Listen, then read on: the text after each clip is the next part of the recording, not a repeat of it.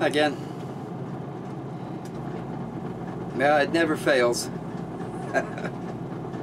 Once you say something, then, you know, the next day everything changes.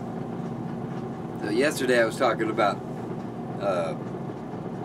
you know, how good people have been up in the forest and up in the mountains, you know, and how everybody was being careful and all of that. So right after I did that video, then I guess they found a pretty good sized fire. Let's see, this morning it was 5,100 acres. It was 20% contained, perimeter contained.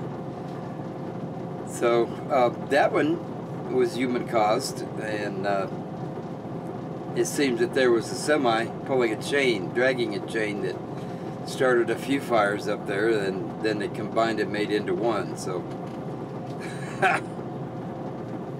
I don't understand. You know, I drove for a long time, and you know, I know that things can happen, but you know, if you're paying attention to what you're doing, there shouldn't be a reason that a chain should be dragging. It shouldn't be. You shouldn't put that truck in a situation, or put that chain in a situation to where it could possibly fall and drag. Now, it's just a matter of being, what's the word, diligent about doing things the right way. So, anyway, I guess they must have caught him, otherwise how would they have known? So, hopefully that he'll have to pay the price for that. Arizona doesn't mess around when it comes to fires. I guess it's like $5,000 fine per incident, possibly jail time. I don't know, I'm not sure, but I think they add on the cost of putting the fire out as well. Boy, that can get expensive, I can tell you that. So, like I said, it's Murphy's Law. Anything that can't go wrong will go wrong, right? And then, well, Alan and I were up there last week, or whatever it was. There were 3 small fires that started up there. They were able to put them out pretty quickly. Yeah, there's that air conditioner making a bunch of noise again. They were able to put them out pretty quickly. And one was 11 acres, I think, and then the other 2 were less than an acre. Well, it was reported yesterday, I saw on the Forest Service site, that all 3 fires were deliberately started by a juvenile male. Charges are being filed. Can you believe that? We're teaching our children well, aren't we? Yeah, there's an email notification. Sorry about that. Got a bunch of little noises going on this morning, so you know, it's just in my opinion that, you know, they should nail that guy. They should nail that guy down, you know. Juvenile, put him in juvie till he turns 18, and then indict him on federal charges.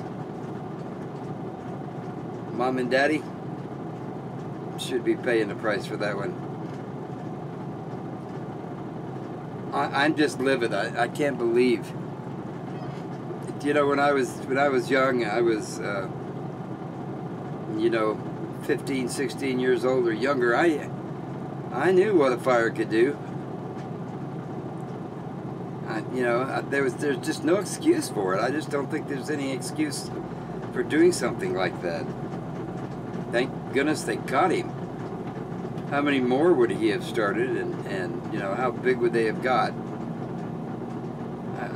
I can't believe it. So that's, you know, it's just a short update. Hopefully there won't be any more big ones. You know, the little ones are in, I guess, I don't know. The little ones are in, well, I can't think of the word now. I can't say it. There shouldn't be any fires up there at all. They should just close it. You know, I'm one that I hate to see the forest close altogether, but if that's what's going to happen, then yeah, close them completely. Arrest them if you're caught in there. So, yeah. I don't know what else to say about it. If I think of something else, I'll come back again. I'll cut back in.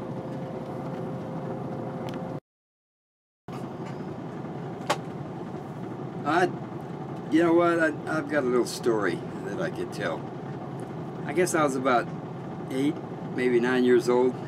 Gone camping with the family, a bunch of other people, and we were by the lake, by a lake, and I was kind of just sitting around by the fire and, you know, watching it, messing around, just being a kid, you know, and I decided I wanted to go down by the water, and I spread the fire out, and there was no flames, and I thought it was out. I mean, you know, like I said, there was no flames. I spread it out. I thought that, you know, well, that was good enough. So I went down by the water, and I came back in about 15 or 20 minutes, and there was flames again in that fire pit. That scared me. Honestly, it scared me. And I learned right then and there that just because you think it's out doesn't mean it is, you know.